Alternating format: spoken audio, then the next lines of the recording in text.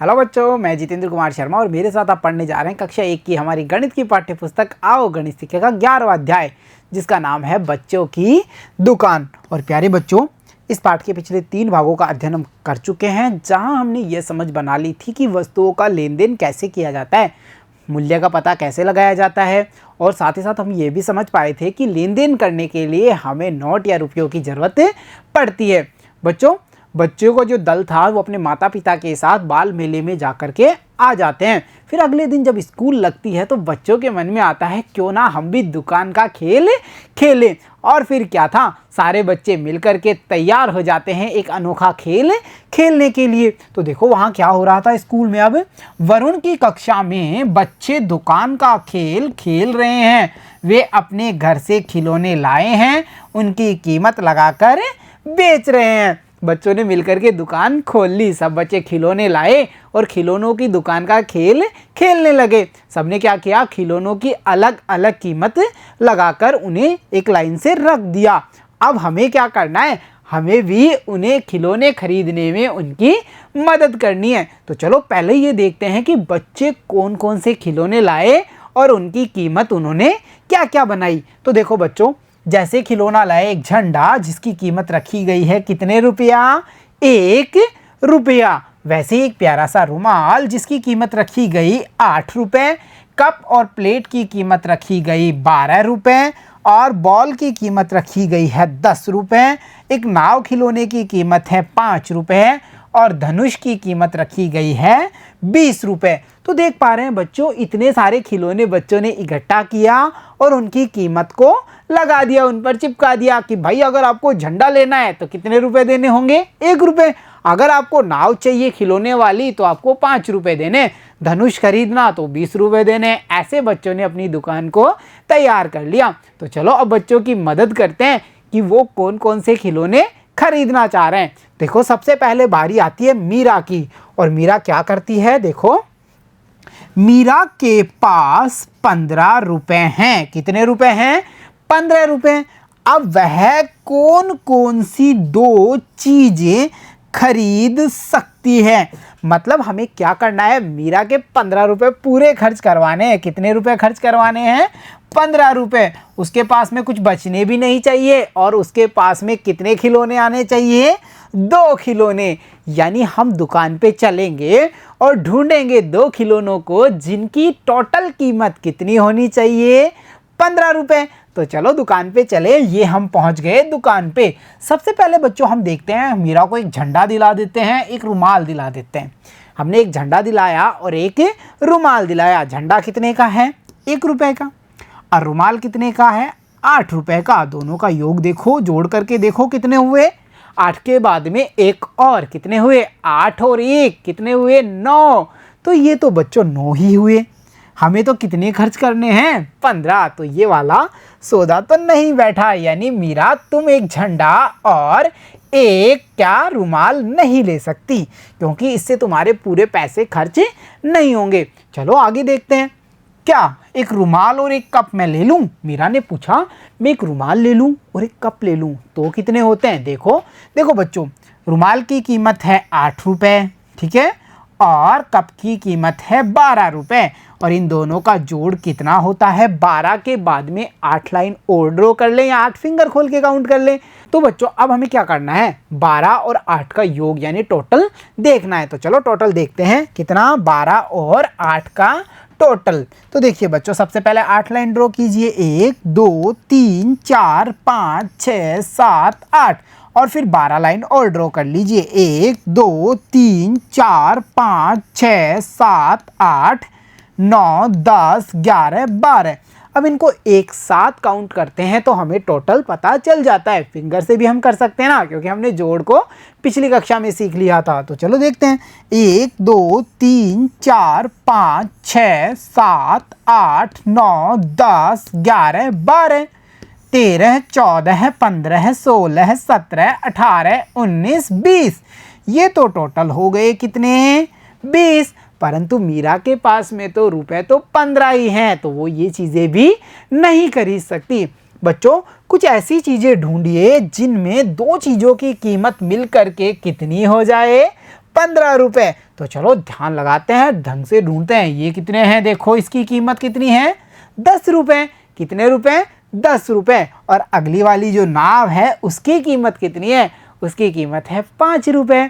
अब 10 और 5 मिलकर के कितने हुए, गिनो। 10 के आगे 5 और 11, 12, 13, 14, 15। बहुत बढ़िया मीरा, तुम्हारे 15 रुपए तो खर्च हुए। यानी तुम क्या ले सकती हो, एक तो तुम ले सकती हो बॉल जिसकी कीमत 10 रुपए है, और एक तुम ले सकती हो नाव जिसकी कीमत कितनी है, 5 रुपए। क्योंकि यहाँ तो अगली जो चीज़ है धनुष, उसकी तो खुद की कीमत ही 20 रुपए है अकेले की, तो वो तो 15 रुपए में आ ही नहीं सकता।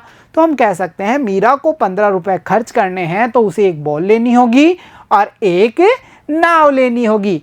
ऐसे बच्चों हम टोटल पैसे से कई सारी वस्तुएं भी खरीद सकते हैं। तो चलो अगला बच्चा दुकान पे कौन जा रहा है, अगला बच्चा किशन दुकान पे जाता है और उसके पास 15 रुपए हैं। तो क्या वह धनुष खरीद सकता है, बताओ बच्चों।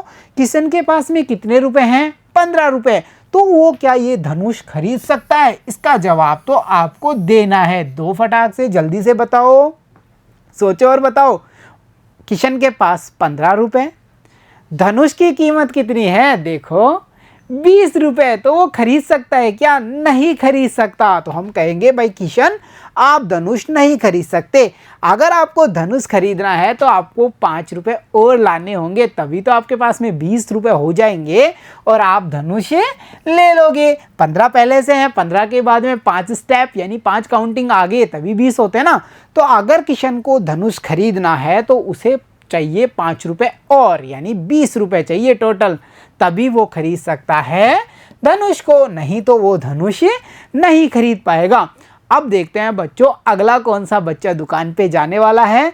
और फिर आगे प्यारा बच्चा मोनू आता है दुकान पे और वो कहता है कि एक कप और एक रुमाल खरीदने के लिए तुम्हें कितने रुपए चाहिए, बताओ बच्चों।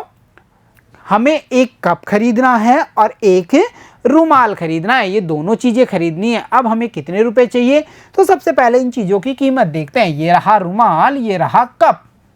रुमाल की कीमत कितनी है, 8 रुपए।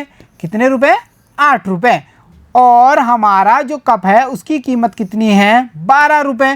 टोटल कितने हुए, 8 के बाद में 12 स्टेप और, या 12 के बाद में 8 स्टेप और। तो 12 से 8 काउंट कर लेते हैं, चलो करें। पहले 8 लाइन ड्रॉ कर लीजिए, ये रहे 12। इसके बाद में 1 2 3 4 5 6 7 8 लाइन। अब देखिए 12 के बाद 13, 14, 15, 16, 17, 18, 19, 20। कितने हुए टोटल, 20। यानी अगर हमें एक कप खरीदना है और एक रुमाल खरीदना है तो हमें कितने रुपए चाहिए, हमें चाहिए 20 रुपए। तो देखा बच्चों आपने, हम कीमत दे करके कई सारी वस्तुओं को भी खरीद सकते हैं। हमें पता होना चाहिए प्रत्येक वस्तु की कीमत और हम उनका टोटल करके ये पता कर लेंगे कि इन दोनों वस्तुओं की या 2 से अधिक वस्तुओं की कीमत कितनी होगी। आया कुछ समझ में, चलो और समझ को मजबूत बनाते हैं और इस पर आधारित एक प्यारी सी गतिविधि करते हैं। और इस गतिविधि में क्या करना है, देखो हमें अध्याय में दी गई दुकान को देखकर खाली स्थान भरिए। यानी हम फिर से उसी दुकान पे चलेंगे जो हमने शुरू में देखी थी ना, बच्चों की दुकान, और वहाँ पर पता करेंगे कि जो वस्तुएं हमसे पूछी गई हैं उनकी टोटल कीमत कितनी होगी, और इसके लिए दिया गया जो खाली स्थान है उसकी पूर्ति हम करेंगे। तो चलो बच्चों पहले ये पता करते हैं कि हमसे पूछा क्या गया है। हमसे ये पूछा गया है कि 2 गुब्बारों की कीमत खालिस्तान रुपए होगी। कितने गुब्बारे हैं, 2 गुब्बारे। देखो बच्चों पहले हम सबसे पहले दुकान पे चलते हैं और ये पता करते हैं कि एक गुब्बारे की कीमत कितनी है। और यहाँ जब आप देख रहे हैं तो आपको गुब्बारा कौन से ब्लॉक में दिखाई दे रहा है, ये रहे गुब्बारे हमारे, दिख गए ना सभी को। और इसकी कीमत कितनी निर्धारित की गई है, 2 रुपए। यानी एक गुब्बारे की बात करें अगर हम, एक गुब्बारे की जो कीमत है वो कितनी है, 2 रुपए। एक गुब्बारे की कीमत 2 रुपए, परंतु हमें खरीदने कितने गुब्बारे हैं, हमें तो 2 गुब्बारे चाहिए। चलो देखते हैं। एक गुब्बारा हमने ये गुब्बारा लिया, 2 रुपए दिए, फिर एक और गुब्बारा लिया, एक और 2 रुपए दे दिए। हमने 2 बार उसे 2-2 रुपए दे दिए। अब हमने टोटल कितने रुपए दिए हैं ये देखिए, 2 और 2। 2 में 2 जोड़ते हैं तो कितने होते हैं, 2 के बाद में 2 फिंगर और 3 4, यानी अगर हमें 2 गुब्बारे लेने हैं तो हमें कितने रुपए देने होंगे, हमें देने होंगे 4 रुपए। एक गुब्बारे की कीमत 2 रुपए, तो 2 गुब्बारों की कीमत कितनी होगी, 4 रुपए। तभी तो हमने दुकानदार को कितने रुपए दिए हैं, 4 रुपए दिए हैं, और ले लिए उससे कितने गुब्बारे, 2 गुब्बारे। चलो अब देखते हैं अगली कौन कौन सी चीज़ें खरीदनी है। अब बच्चों हमें खरीदना है, देखो 2 पतंग और 1 फिरकी। क्या क्या चीज़ें हैं हमारे पास में, एक तो है हमारी पतंग, और वो भी कितनी पतंगें लेनी है, हमें लेनी है 2 पतंग। एक पतंग, फिर एक और पतंग, ये हो गई कितनी पतंग, 2 पतंग, और एक लेनी है हमें फिरकी। चलो अब देखते हैं इनकी कीमत कितनी है। पहले दुकान पे चलेंगे और इनकी अलग अलग कीमत का पता करेंगे।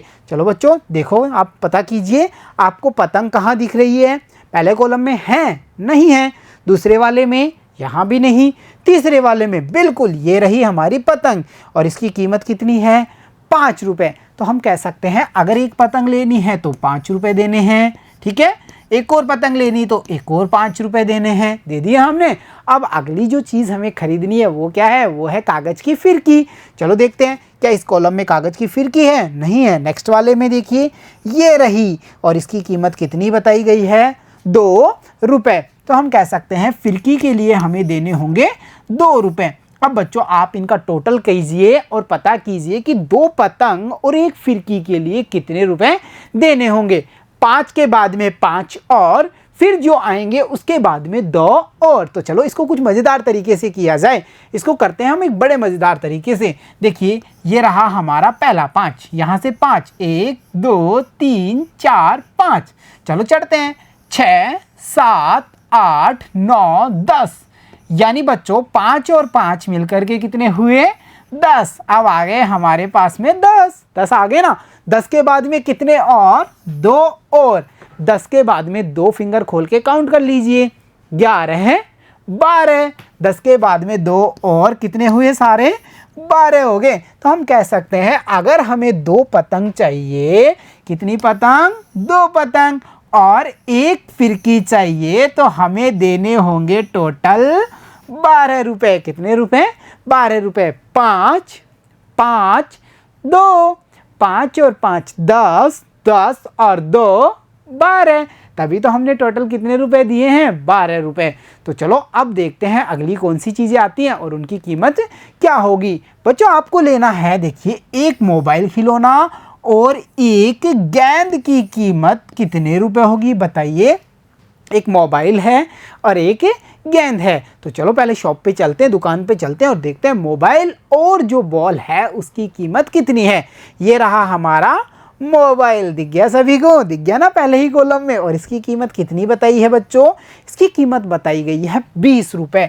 तो हम क्या करेंगे, हम सबसे पहले लिखेंगे मोबाइल की कीमत 20 रुपये। अब अगली जो वस्तु है जिसे हमें खरीदना है वो क्या है, वो है एक हमारी गेंद।